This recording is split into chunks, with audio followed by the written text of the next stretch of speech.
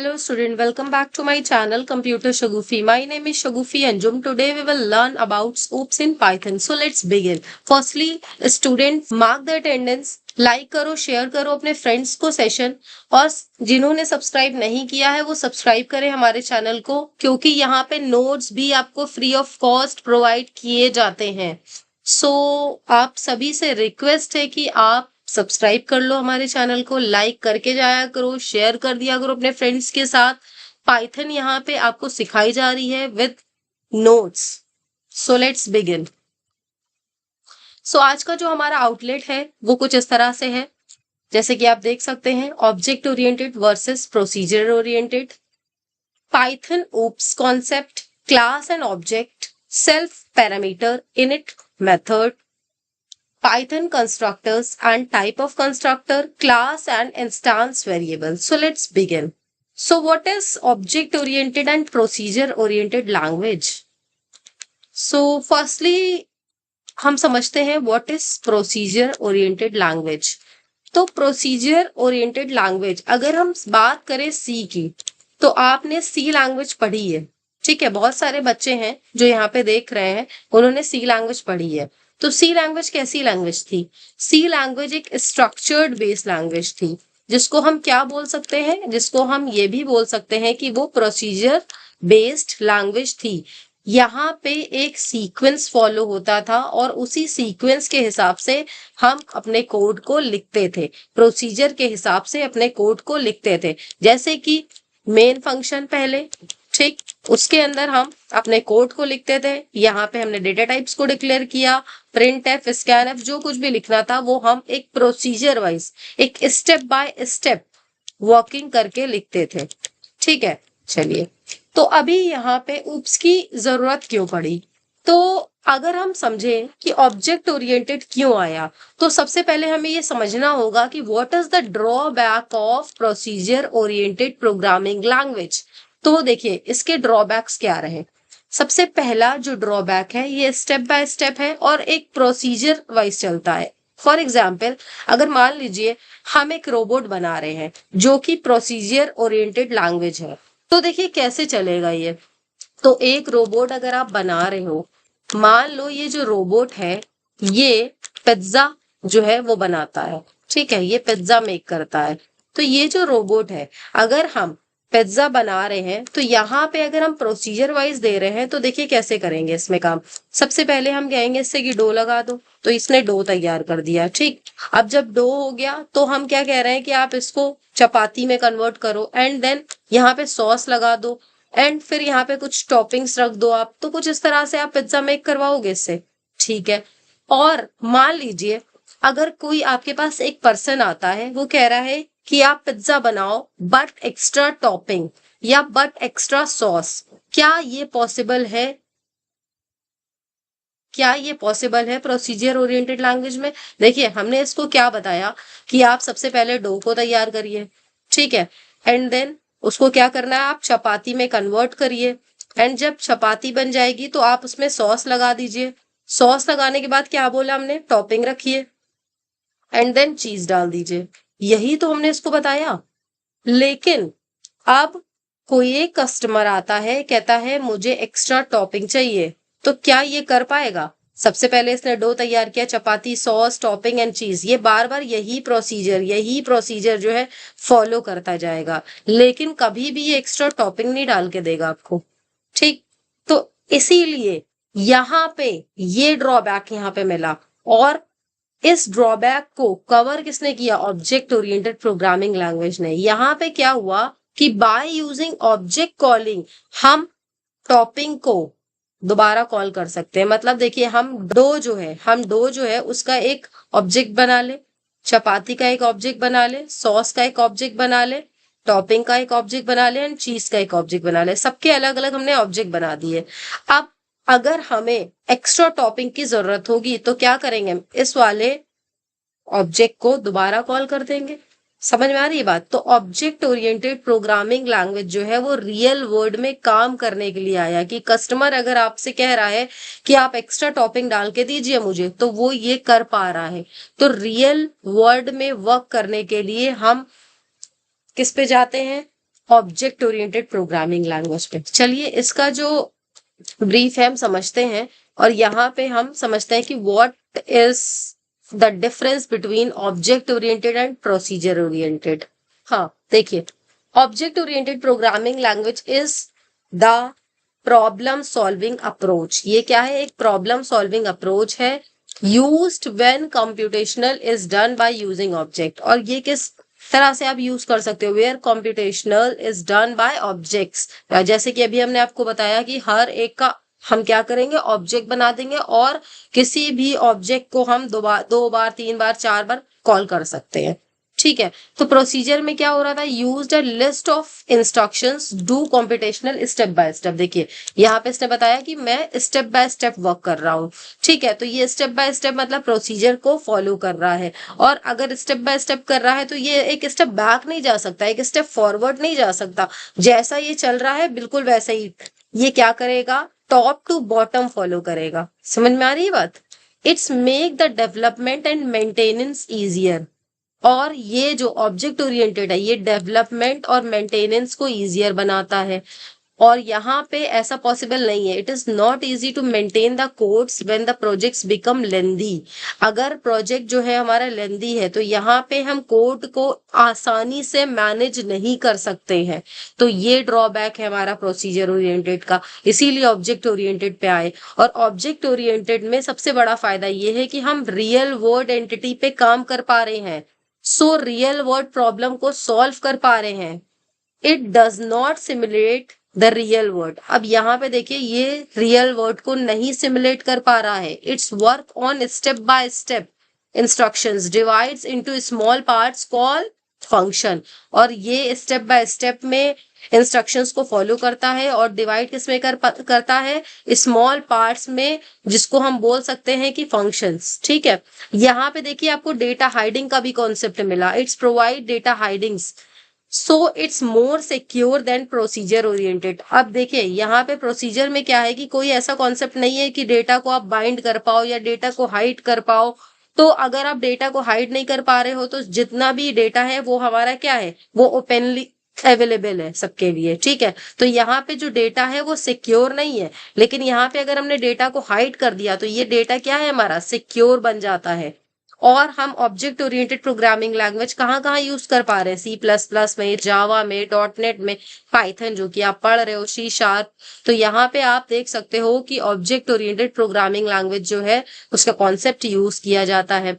And procedure oriented जैसे C, Fortran, pascal, VB etcetera. तो यहाँ पे हम क्या यूज कर रहे हैं?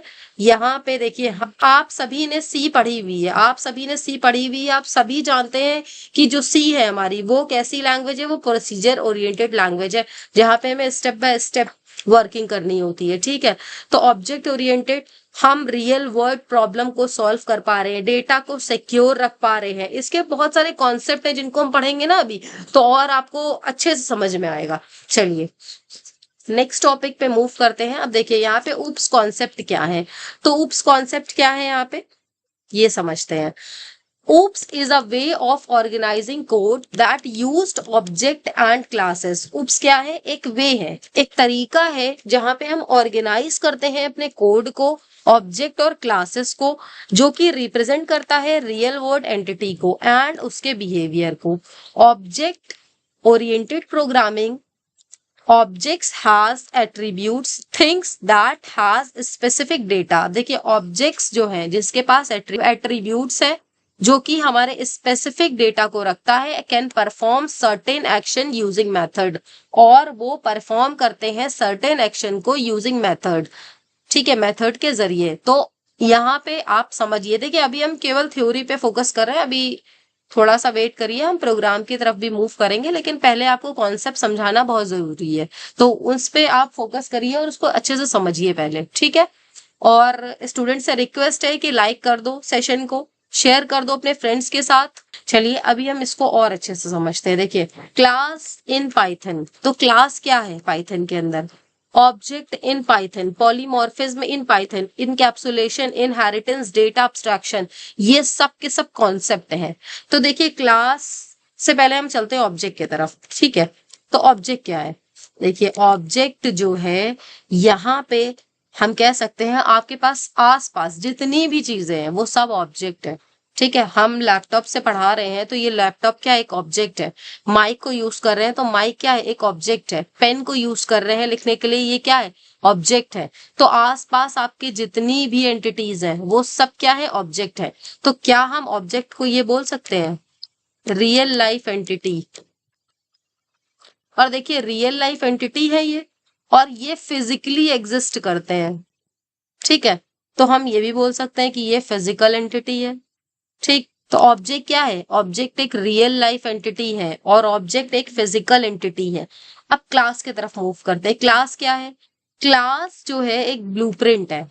ठीक है, एक साचा है जहां पे हम तैयार करते हैं अपनी पूरी प्रोग्राम को। ठीक है, पूरे के पूरे प्रोग्राम को। तो क्लास जो है वो ब्लूप्रिंट है। और हम ये भी बोल सकते हैं कि it is the collection of object. It is the collection of object. तो क्लास क्या है, एक ब्लूप्रिंट है और कलेक्शन है हमारे ऑब्जेक्ट का। देखिए अभी बस छोटे छोटे कॉन्सेप्ट आपको समझा रहा है, अभी इनको इन डेप्थ इन डिटेल में हम पढ़ेंगे with the help of example. Polymorphism क्या होता है, पॉलीमॉर्फिज्म देखिए, पॉली मीन्स क्या है, मैनी। मॉर्फिज्म मीन्स बहुत सारे शेप, बहुत सारे फॉर्म।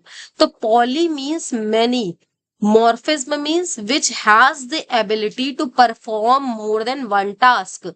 तो यहाँ पे पॉली मीन्स क्या है, बहुत सारे, बहुत सारे। ठीक, मॉर्फिज्म मीन्स जिसके अंदर ऐसी एबिलिटी जो परफॉर्म करे मोर देन वन टास्क को, उसको हम बोलते हैं पॉलीमॉर्फिज्म। इनकैप्सुलेशन क्या है, इनकैप्सुलेशन जैसे कि आप, इसका जो साउंड है कैप्सूल की तरह साउंड कर रहा है, तो यहाँ पे इनकैप्सुलेशन का मतलब ये है, इनकैप्सुलेशन का मतलब ये है कि हम डेटा को एक कैप्सूल में रखते हैं। ठीक है, मतलब हम ये कह सकते हैं कि डेटा को हम हिडन फॉर्म में रखते हैं, डेटा को हाइड करते हैं। यहाँ पे डेटा हाइडिंग, इनकैप्सुलेशन को हम ये बोल सकते हैं डेटा हाइडिंग। ठीक है, तो ये डिफिनेशन हो सकती है wrapping up data into a single unit. तो ये क्या है हमारा encapsulation, wrapping up data into a single unit.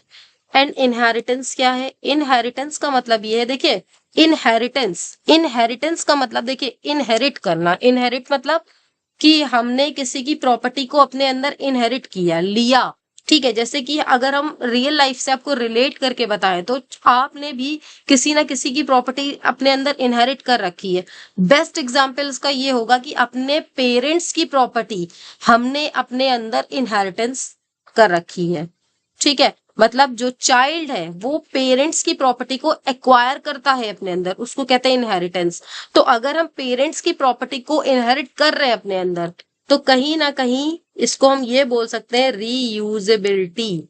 ठीक है, क्यों यू रीयूजेबिलिटी बोला, क्योंकि हम पेरेंट क्लास की प्रॉपर्टी को अपने अंदर एक्वायर कर रहे हैं।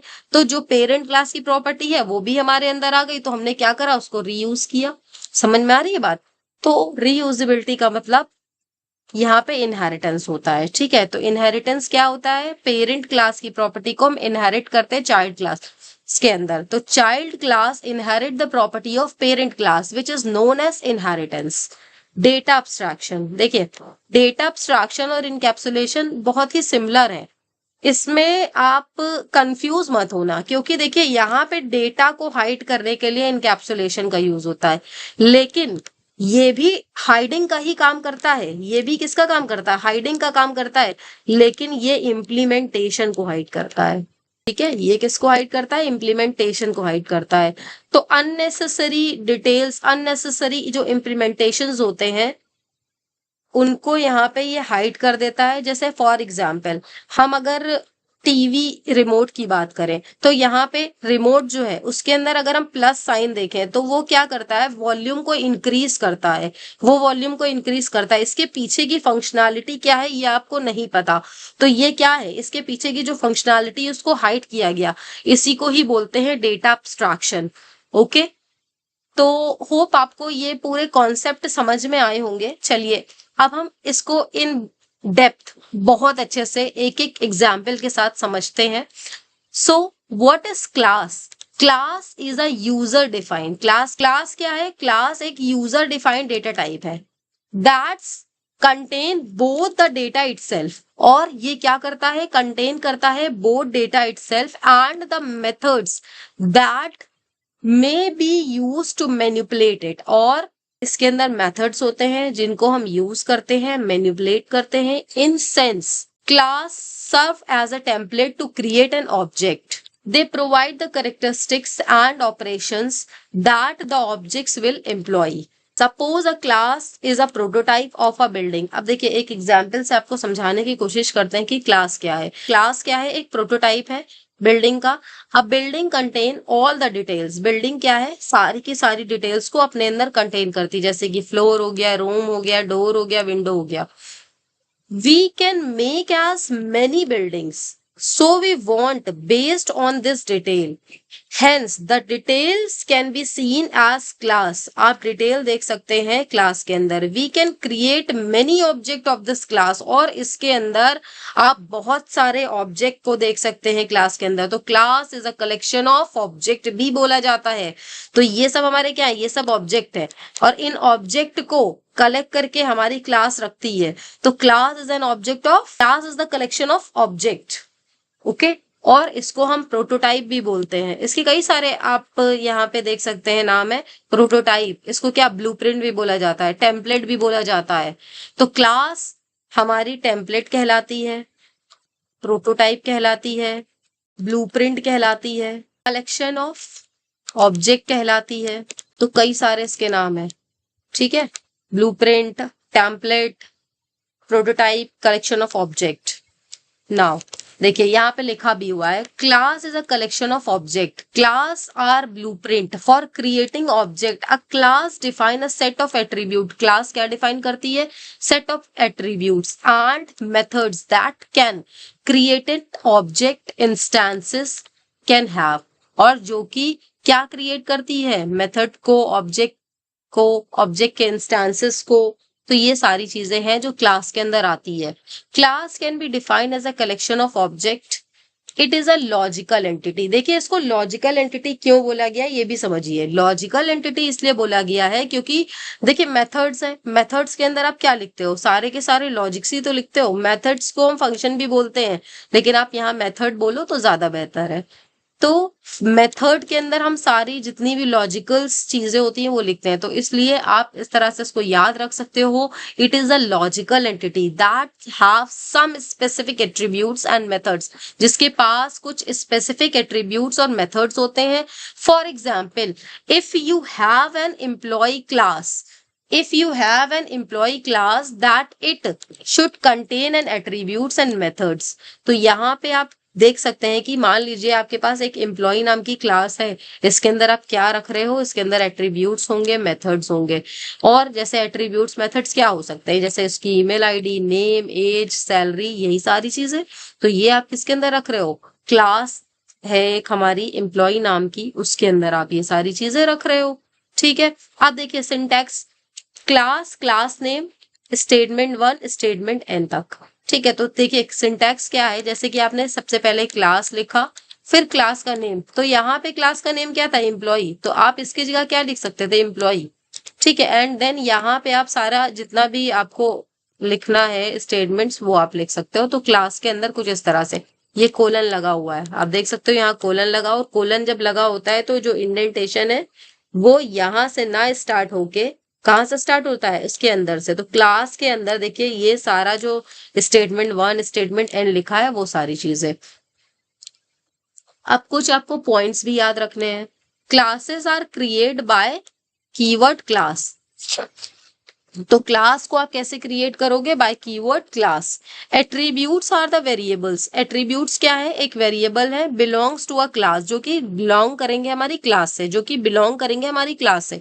Attributes are always public, attributes हमारे क्या होंगे, हमेशा पब्लिक होंगे, ये ध्यान रखिएगा। एट्रीब्यूट्स जो है वो हमेशा पब्लिक होंगे जो कि क्लास के अंदर बिलोंग करते हैं। ठीक है, can access using the dot operator, और आप उसको कैसे एक्सेस करोगे, यूजिंग डॉट ऑपरेटर। जैसे कि यहाँ एक एग्जाम्पल आप देख सकते हो, माई क्लास माई एट्रीब्यूट्स, तो यहाँ देखिए डॉट लगा है, तो माई क्लास क्या है, ये क्लास का नेम हो गया, माई क्लास क्या है, ये क्लास का नेम हो गया, डॉट माई एट्रीब्यूट्स, तो ये एट्रीब्यूट्स क्या है, डॉट माई क्लास क्या है, ये क्लास का नेम हो गया। डॉट क्या है, ये देखिए हमने बोला था ना, जो क्लास के एट्रीब्यूट है उनको आप कैसे एक्सेस करोगे, डॉट ऑपरेटर के थ्रू से। तो यहाँ पे डॉट लगाया एंड देन माई एट्रीब्यूट्स। ठीक है, माई एट्रीब्यूट्स क्या है, it is an attribute. Now अभी देखिए हम यहाँ पे आपको ये जो प्रोग्राम है इसको हम with the help of IDLE आपको जरा सिखाते हैं। चलिए, तो यहाँ पे हम सबसे पहले आईडीएलई ओपन कर लेते हैं। देखिए सबसे पहले हम एक क्लास बना रहे हैं। देखिए क्लास जो है जब भी बनाएंगे आप तो उसका जो क्लास है तो कीवर्ड जो है वो क्लास से स्टार्ट होगा एंड देन आप क्लास का नेम लिख रहे हो। तो क्लास का नेम हमने डॉग लिया है, तो dog and then colon, colon लगाइए और जैसे ही आप एंटर प्रेस करेंगे तो जहां से भी हमारा जो इंडेंटेशन सेट होके आया, कर्सर जहां पे है वहीं से ही आपको लिखना है, स्टार्ट कर देना है। तो हम यहाँ लिख रहे हैं स्पीसीज, तो ये हम डॉग की कुछ स्पीसीज हैं उनको लिख रहे हैं यहाँ पे। तो जैसे हमने लिखा कैनाय, कैनायल, ठीक है, तो ये हमने लिख दिया कैनायल। एंड देन देखिए ये क्या है, ये एक तरह का क्लास एट्रीब्यूट है। ये क्या है, क्लास एट्रीब्यूट है। और अभी हमने आपको बताया है जो क्लास एट्रीब्यूट है वो हमेशा क्या होता है, पब्लिक होता है। एंड देन देखिए यहाँ पे हम डिफाइन कर रहे हैं एक मेथड, ठीक है। अब ये जो हम मेथड डिफाइन कर रहे हैं ये इनिट मेथड है, जिसको हम बोल सकते हैं ये एक तरह का कंस्ट्रक्टर है। ठीक है, ये क्या है, ये एक तरह का कंस्ट्रक्टर है। इनिट मेथड है जो कि एक तरह का कंस्ट्रक्टर है जो कि इनिशियलाइज करेगा जो कुछ भी हम इसके अंदर लिखेंगे। ठीक है, जैसे कि मान लो अभी हमने सेल्फ लिखा, dot self comma name comma age लिखा। ठीक है, अब देखिए ये सेल्फ क्या है, ये थोड़ा सा पेशेंस रखिए, हम बता रहे हैं। सबसे पहले हमें इनिट को क्लियर करने दीजिए। तो इनिट क्या है, ये इनिशियलाइज कर रहा है नेम और एज को। ठीक है, इनिट क्या है, ये इनिशियलाइज कर रहा है नेम और एज के एट्रीब्यूट्स को when a new object is created. जब भी आप कोई नया ऑब्जेक्ट क्रिएट करोगे तो इनिट इनिशियलाइज करेगा उस ऑब्जेक्ट को। तो यहाँ पे हमने नेम और एज को यहाँ पे क्रिएट किया है तो ये इसको इनिशियलाइज करेगा। और अगर हम बोलें तो इनिट क्या है, एक तरह का कंस्ट्रक्टर है जो कि ऑटोमेटिकली कॉल होता है when a new object is created. जब भी नया ऑब्जेक्ट क्रिएट होता है तो ये जो कंस्ट्रक्टर है ये ऑटोमेटिकली यहाँ पे क्रिएट हो जाता है। It initialize the attribute of the class. तो जो भी हमारी क्लास के अंदर एट्रीब्यूट्स है उनको इनिशियलाइज करने का ये काम करता है। In order to make an instance of class in Python, specific functions called init is called. देखिए इनिट क्या करता है, ये हमारा कॉलिंग एक फंक्शन है, कॉलिंग फंक्शन है जो कि क्या करता है, इनिशियलाइज करता है। Although it is use to set the objects attributes, और ये क्या करता है, सेट करता है हमारे ऑब्जेक्ट्स को, एट्रीब्यूट्स को। It is often referred to as constructor. ठीक है, अब चलते हैं सेल्फ की तरफ। तो ये सेल्फ क्या है, देखिए समझिएगा इसको। सेल्फ क्या है, ये एक तरह का पैरामीटर है, एक तरह का रेफरेंस है। क्या है ये एक तरह का पैरामीटर है, एक तरह का रेफरेंस है to the current instance of the class. ये एक तरह का पैरामीटर है, एक तरह का रेफरेंस है to the current instance of class. It's allow us to access the attributes and methods of the object. ये अलाउ करता है, एक्सेस करने के लिए मेथड्स को, ऑब्जेक्ट को हमारे ऑब्जेक्ट के अंदर। The self parameters refers to the current instance of the object and access the class variable। और ये क्या करता है, एक्सेस करवाता है क्लास वेरिएबल को। we can use anything, देखिए इसके जगह आप कुछ भी यूज कर सकते हो। instead of self you can use anything but it may be the first parameter of any function which belongs to the class। और आप ये ध्यान रखिएगा कि जो भी पैरामीटर हमारा फर्स्ट पैरामीटर इस क्लास के अंदर होगा वो क्या होगा, वो हमारा बिलोंग करेगा क्लास से। ठीक है, तो मेरे हिसाब से आप सेल्फ ही रखिए यहाँ पे, तो वो ज्यादा बेटर है। ठीक है, समझ में आई ये बात। चलिए आगे हम समझते हैं इसको। तो देखिए अब हम क्या इंस्टेंस एट्रीब्यूट्स क्रिएट करेंगे। तो इंस्टेंस एट्रीब्यूट्स कैसे क्रिएट करे जाते हैं, जैसे हमने लिखा self name equals to name. ये क्या है हमारे, ये है हमारे instance attributes. And then next हमारे पास क्या होगा, इंस्टेंस एट्रीब्यूट्स एज। अभी हमने यहाँ पे क्लास तो बनाना सीख लिया, ठीक है, ये क्लास एक प्रॉपर बन गई है, लेकिन अभी इसमें कोई काम नहीं होगा। ठीक है, क्योंकि हमने इसका ऑब्जेक्ट नहीं बनाना सीखा है। चलिए, ये क्लास प्रॉपर बन गई है। चलिए अब हम क्या करेंगे, ये चीजें अभी हमने आपको समझाई। Class define a class name dog, class attribute shares all the instances of the class. ये जो स्पीसीज है ये हर एक इंस्टेंस ऑफ द क्लास में शेयर होगा। Initialize the name and age when a new object is created, तो ये इनिशियलाइजेशन का काम करता है। एक चीज और ध्यान रखिएगा, जो हमने इनिट लिखा है इसके आगे 2 अंडरस्कोर है और पीछे 2 अंडरस्कोर है। कोई कंफ्यूज मत होना कि एक ही अंडरस्कोर लगाया है, ठीक है, कुछ इस तरह से।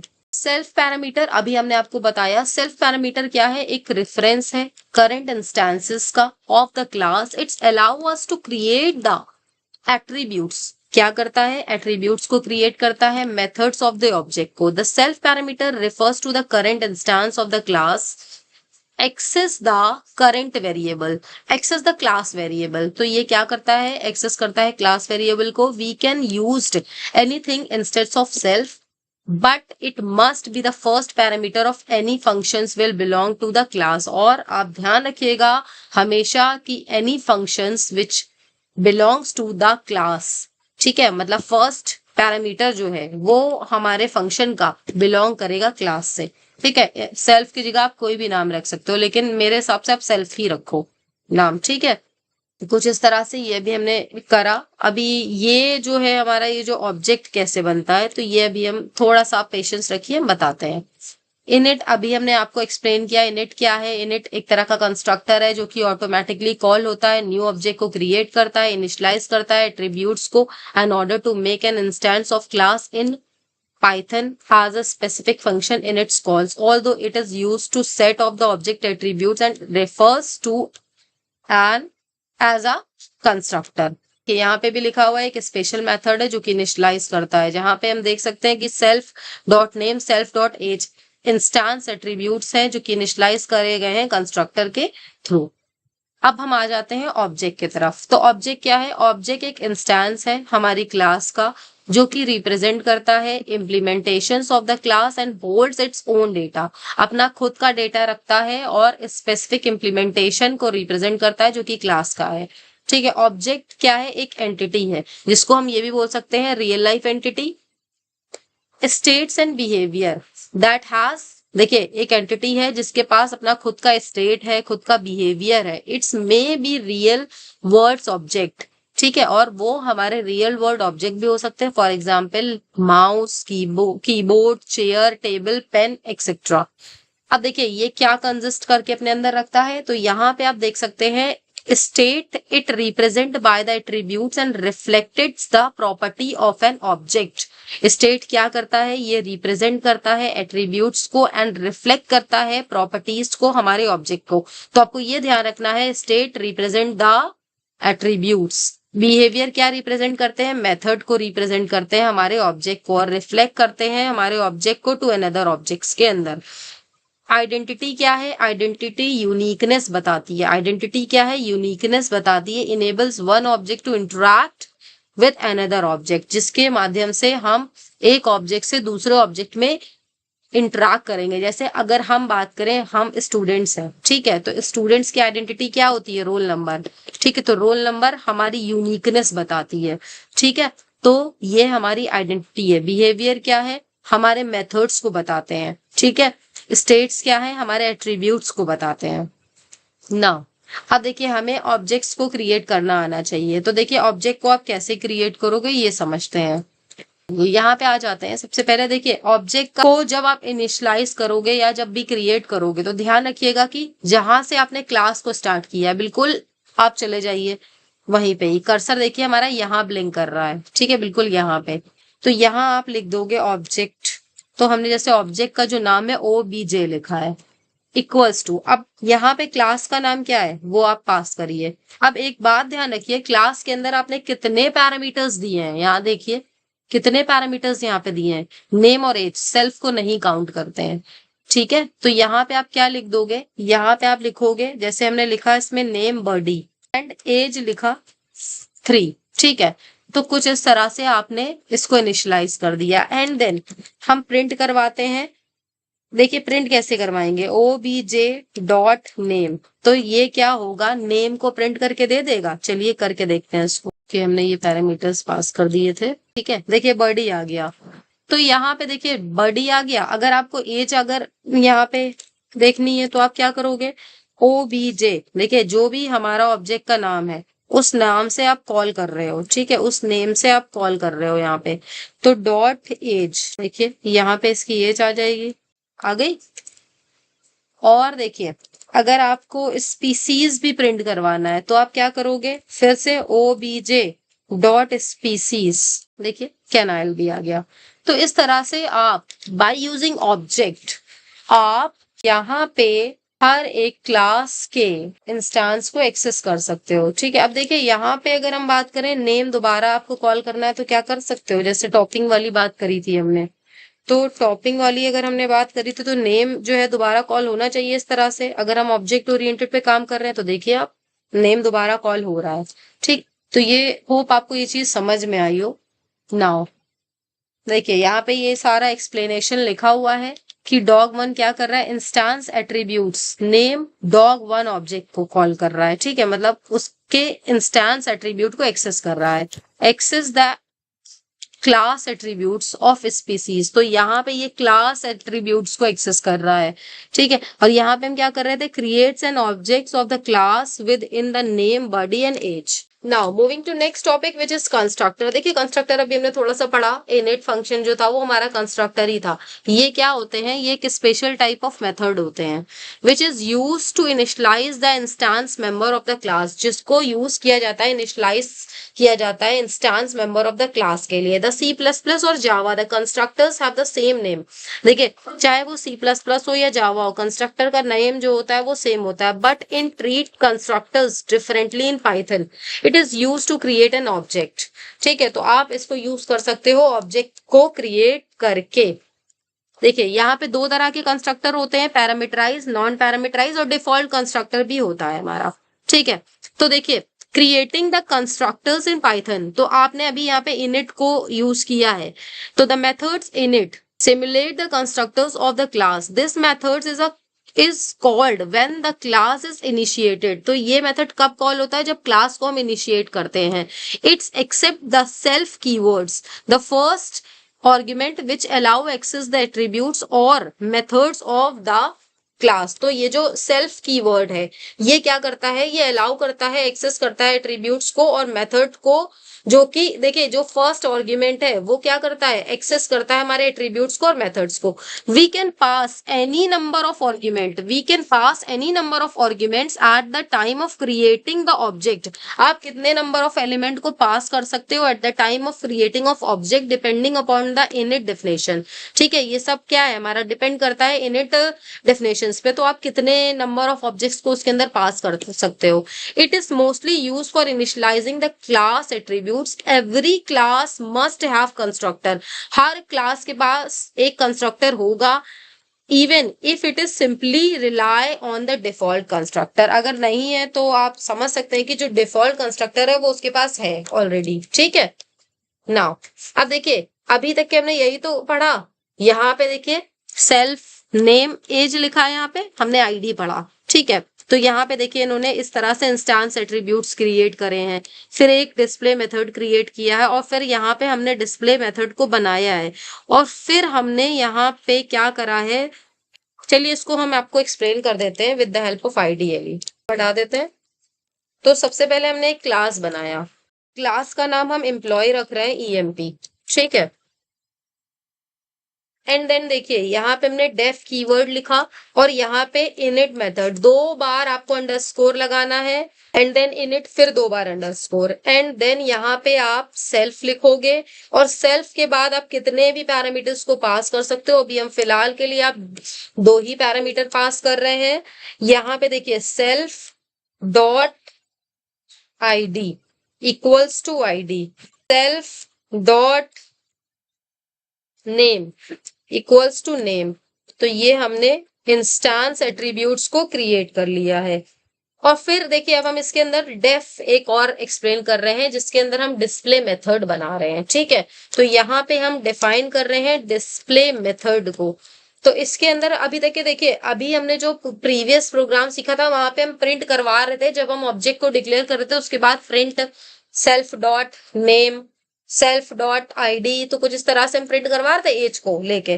ठीक है, सेल्फ डॉट एज। तो यहाँ पे क्या है कि यहाँ पे ऐसा नहीं करना पड़ेगा क्योंकि हमने डिस्प्ले फंक्शन यहीं पे ही बना दिया है। सेल्फ आपने लिखा, इसके बाद आप लिखोगे प्रिंट। प्रिंट में देखिए यहाँ पे आप जैसे कि मान लो भी हम यहाँ पे प्रिंट करवाने जा रहे हैं आईडी, तो हमने ये देखिए ये प्रिंट करवा लिया। तो यहाँ पे हमने एक इनिट मेथड बनाया है और एक डिस्प्ले मेथड बनाया है। ठीक है, अब हम क्या करेंगे, एक ऑब्जेक्ट बनाते हैं। तो ऑब्जेक्ट का नाम हमने E1 रखा है, एक एम्प्लॉय 1 है। ठीक है, फिर हमने यहाँ पे EMP लिखा जो कि हमारी क्लास का नाम है, और फिर हमने इसके अंदर एज और आईडी पास करी है। तो हमने जो इसके नेम और आईडी पास करी है, सॉरी इसके अंदर हमने नेम और आईडी पास करा है, तो यहाँ पे हम नेम लिखते हैं। तो नेम हमने लिखा जॉन, इसकी आईडी लिखी 1 2 3। इसी तरह से देखिए हमने एम्प्लॉय 2 लिया, आप कितने भी एम्प्लॉय यहाँ पे ले सकते हो। ठीक है, तो एम्प्लॉय 2 लिया, तो यहाँ पे हमने लिखा मैरी, और इसकी आईडी ले ली 6 7 8। तो कुछ इस तरह से आपने दो जो है यहाँ पे एम्प्लॉयज के नेम को यहाँ पे लिखा। एंड देन अब देखिए हम क्या करेंगे, E1 डॉट डिस्प्ले कॉल करेंगे। तो क्या होगा, यहाँ पे प्रिंट हो जाएगा हमारा मेथड, और E2 को कॉल करेंगे तो मेरी वाला प्रिंट हो जाएगा।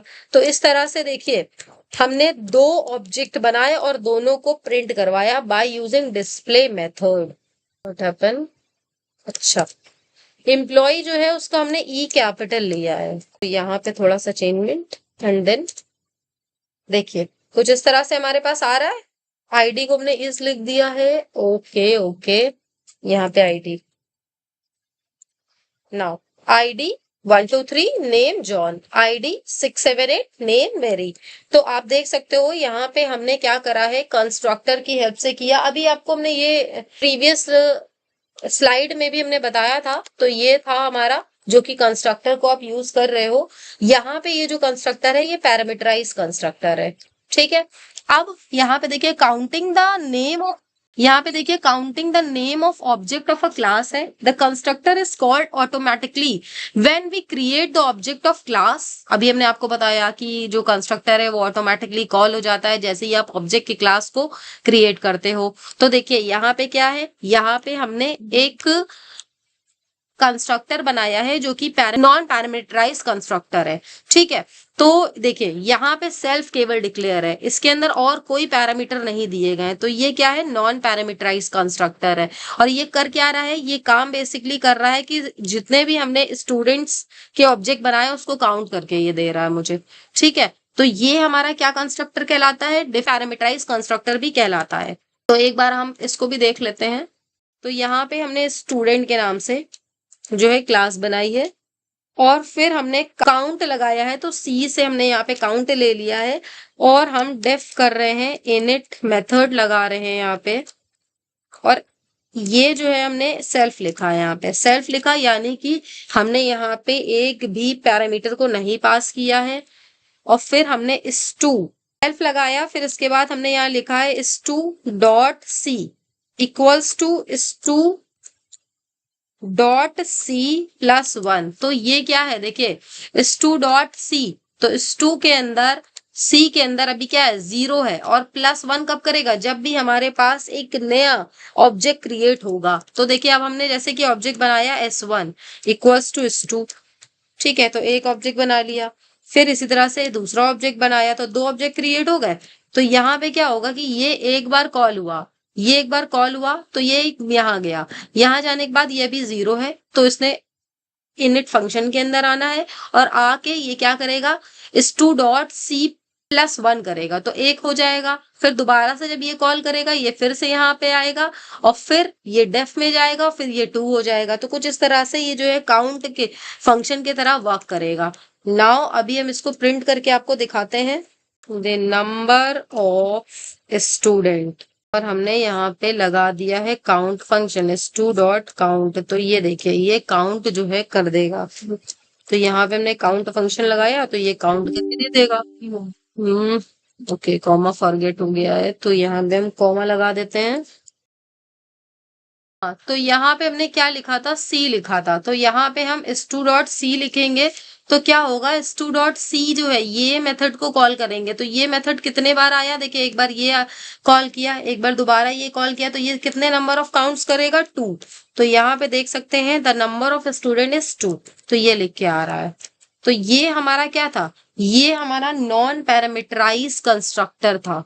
ठीक है, तो ये देखिए यहाँ पे हमने केवल सेल्फ डिक्लेयर किया है, तो कोई भी पैरामीटर नहीं है। तो ये हमारा क्या है, नॉन पैरामीटराइज कंस्ट्रक्टर है। तो यहाँ देख सकते हैं constructor use when we do not want to manipulate the value and the constructor that have only self as an argument। तो यहाँ पे खुद सेल्फ आर्ग्यूमेंट है, तो ये हमारा क्या है, नॉन पैरामीटराइज कंस्ट्रक्टर है। पैरामीटराइज कंस्ट्रक्टर अभी हमने डिस्कस किया था। तो जैसे कि आप देख सकते हो नेम लिखा है, तो ये एक क्या है, इसके पास एक पैरामीटराइज कंस्ट्रक्टर है। इसको हम दोबारा नहीं डिस्कस करेंगे, जैसे कि अभी हमने नेम और आईडी वाला जो कॉन्सेप्ट डिस्कस किया था वो पैरामीटराइज कंस्ट्रक्टर का ही था। डिफॉल्ट कंस्ट्रक्टर क्या होता है, देखिए अगर आप do not include the constructors in the class और फॉरगेट टू डिक्लेयर इट, आप भूल गए हो, इसको डिक्लेयर ही नहीं किया है, ठीक है, then that become the default constructor। it does not perform any task but initialize the object। consider the following example। जैसे कि आप यहाँ पे देख सकते हो कि यहाँ पे हमने init वाला जो मेथड है वो भूल ही गए हम लगाना। तो क्या हुआ कि यहाँ पे कुछ इस तरह से नॉर्मली ये काम करेगा और आप डिस्प्ले करोगे। यहाँ पे आपने स्टूडेंट का जो भी डेटा है, मतलब जो भी ऑब्जेक्ट है वो बनाया और फिर उसको कॉल किया, तो ये एज इट इज वैसे ही वर्क करेगा। देखिए चलिए इसको भी हम एक बार आइडियली पे आपको बता देते हैं। जैसे कि हमने बनाया क्लास 2, यहाँ पे हम रोल नंबर और उसका नेम ले रहे हैं, लेकिन इनिट फंक्शन को नहीं ले रहे हैं यहाँ पे। तो हमने रोल नंबर लिया और नेम लिया, फिर यहाँ पे हमने एक डिफाइन किया डिस्प्ले फंक्शन को। ठीक है, तो डिस्प्ले जो है इसके अंदर सेल्फ जरूर पास करना। आप ध्यान रखिएगा कि आप जब भी पैरामीटराइज कंस्ट्रक्टर बनाते हैं तो सेल्फ के आगे आपको आर्गुमेंट पास करने होते हैं। नॉन पैरामीटराइज बनाते हैं तो सेल्फ तो लगता ही लगता है। अभी यहाँ पे आपने प्रिंट लगाया, लिखा self dot roll number comma self dot name, तो कुछ इस तरह से आप एक्सेस करोगे। नाउ अब हम क्या करेंगे, अब हम ऑब्जेक्ट बना लेंगे। तो ऑब्जेक्ट देखिए, जैसे हमने एस नाम से एक ऑब्जेक्ट बनाया और इसकी क्लास का नाम क्या था, S2 था। तो ये कुछ इस तरह से आपने डिफॉल्टली ऑब्जेक्ट तैयार कर लिया और फिर st डॉट डिस्प्ले आपने जो मेथड बनाया था इसके अंदर उसको कॉल कर दिया, हो गया। तो ये था हमारा डिफॉल्ट कंस्ट्रक्टर। नहीं डिफाइन है तो SS, ठीक है। तो यहाँ पे आप देख सकते हैं आईडी और नेम आ गया। कुछ इस तरह से आपने डिफॉल्ट कंस्ट्रक्टर को सीखा। जब आप भूल जाते हो या आप नहीं बना रहे हो कंस्ट्रक्टर को, तो कुछ इस तरह से आप कर सकते हो। क्लास एंड इंस्टेंस वेरिएबल क्या होते हैं, तो देखिए क्लास क्या है, इंस्टेंस वेरिएबल क्या है। तो क्लास वेरिएबल क्या है, there are the class that are share across all the instances of the class। these are the class जो कि शेयर करेगी हर एक इंस्टेंस को क्लास के, ठीक है। It's define the class level outside any method, और जो डिफाइन है हमारी क्लास लेवल के अंदर वो outside any method. All the object of class share the same value, और हर एक ऑब्जेक्ट ऑफ द क्लास वो क्या करेगा, शेयर करेगा सेम वैल्यू को from a class variable unless explicitly overridden in a class object. किसी को समझ में आया, नहीं समझ में आया तो थोड़ा सा वेट करो, अभी मैं बताती हूँ। चलिए इस पे चलते हैं। तो यहाँ पे देखिए, समझिए इस बात को कि हमने एक क्लास बनाई है, ठीक है, उसके अंदर एक वेरिएबल को डिक्लेयर किया है, फिर हमने क्या करा है, एक कंस्ट्रक्टर बनाया है और उसके अंदर उसके इंस्टेंस वेरिएबल को डिक्लेयर किया है। फिर यहाँ पे हमने क्या किया है, दो ऑब्जेक्ट बनाए हैं, dog1 dog2, उसके जो पैरामीटर्स हैं उसके अंदर हमने उसकी वेरिएबल्स इंस्टेंस को डिक्लेयर किया हुआ है, ठीक है। फिर हमने क्या करा, dog1 डॉट स्पीसीज, यहाँ पे देखिए क्लास वेरिएबल को यहाँ पे हमने लिखा। तो dog1 डॉट स्पीसीज क्या होगा, ये कैनाइल को एक्सेस कर लेगा। dog1 डॉट नेम किसको एक्सेस करेगा, ये बडी को एक्सेस कर लेगा क्योंकि dog1 यहाँ पे लिखा है। dog2 किसको एक्सेस करेगा, ये चार्ली को एक्सेस कर लेगा, ठीक। और अब देखिए, अब जरा ध्यान दीजिए, हमने क्या किया हमने यहाँ पे dog1 डॉट नेम मैक्स, यहाँ पे इसका नाम जो है वो चेंज कर दिया, तो ये क्या हुआ, ये ओवर रिडन हुआ। यहाँ पे क्या लिखा है, explicitly over ridden an object, तो ये हमने क्या करा, ओवर राइट किया।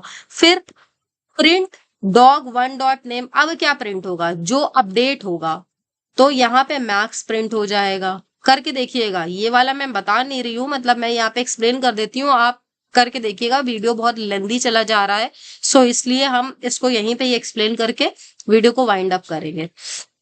फिर देखिए डॉग डॉट स्पीसीज, तो यहाँ पे हमने क्या करा, फेनाइल लिख दिया, यहाँ पे हमने फेलाइन लिख दिया, तो ये जो कैनाए था, तो ये किससे चेंज हो जाएगा, इससे चेंज हो जाएगा। फिर देखिए जब हमने इसको डिक्लेयर किया, तो यहाँ पे अपडेटेड क्लास वेरिएबल आएगा फेलाइन। फिर dog2 डॉट स्पीसीज किया, तो क्या यहाँ पे अपडेटेड आएगा, नहीं, यहाँ पे अपडेटेड आएगा क्या, चेक करिएगा आप, हाँ आएगा। ठीक है, तो कुछ इस तरह से आप यहाँ पे भी पाओगे क्या, ये। ठीक, अब देखिए थोड़ा सा और इसको हम यहाँ पे एक्सप्लेन करते हैं। क्लास वेरिएबल क्या करता है, शेयर करता है हमारे सारे इंस्टेंसेस को। Changing dog dot species affect all the object and property of the class. अगर आप डॉग डॉट स्पीसीज को चेंज कर रहे हो, तो ये सब जितने भी ऑब्जेक्ट है उन सब पे इफेक्ट पड़ेगा इसका।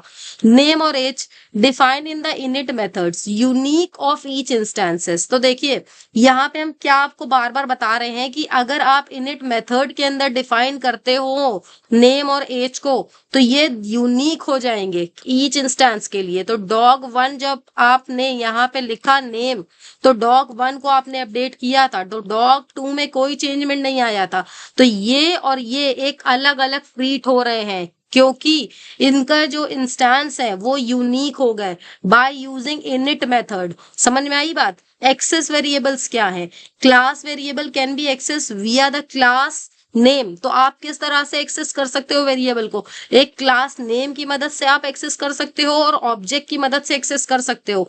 Instance variables are the access via object dog1 dot name. Updating variable क्या है, updating variable changing the dog1 dog dot species affect all the instances. तो जब आपने इसको यहाँ पे चेंज किया, तो सारे के सारे इंस्टेंसेस पे इफेक्ट पड़ा। तो dog1 dot name only affect the dog1, not the impact of dog2। देखिए डॉग जब आपने लिखा स्पीसीज में, यहाँ पे देखिएगा, ओके यहाँ पे एक चीज समझिएगा, ये जब आपने, अच्छा हाँ, ये आपने डॉग के नाम से यहाँ पे इसको क्या करा था, यहाँ पे आपने अपडेट किया था। तो dog1 जब था तब भी ये हमारा फेलाइन दे रहा था, और जब dog2 था तब भी ये फेलाइन दे रहा था। लेकिन अगर आप डॉग डॉट स्पीसीज इस तरह से, ये देखिए ये सारे इंस्टेंसेस पे इफेक्ट कर रहा था, लेकिन अगर आप ऐसा देते dog1 डॉट नेम को चेंज कर रहे थे, ओनली इफेक्ट द dog1, तो dog1 पे इफेक्ट पड़ रहा था, लेकिन ये जो dog2 है इस पे कोई इम्पैक्ट नहीं पड़ रहा था। जैसे कि आप यहाँ पे देखिए, तो यहाँ पे जो आपने नेम दिया था मैक्स, ये dog1 डॉट नेम पे ही इफेक्ट पड़ रहा है, लेकिन dog2 को अगर आप प्रिंट करवाते थे, तो यहाँ पे इस पे कोई असर नहीं पड़ रहा है, यहाँ पे जो चार्ली है वो यही रहेगा। तो ये फायदा है कि आप इनिट मेथड को जब डिक्लेयर करते हो, तो यहाँ पे यूनिक इंस्टेंसेस क्रिएट होते हैं। तो जब हम dog1 ऑब्जेक्ट पे काम कर रहे हैं, तो dog2 ऑब्जेक्ट पे फर्क नहीं पड़ेगा। समझ में आई, आई होप आपको ये सारी चीजें समझ में आई होंगी। सो आज का जो सेशन है वो हम यहीं पे ही वाइंड अप करेंगे। Thank you for watching my video, subscribe my channel for more videos. Bye bye, मिलते हैं नेक्स्ट वीडियो में।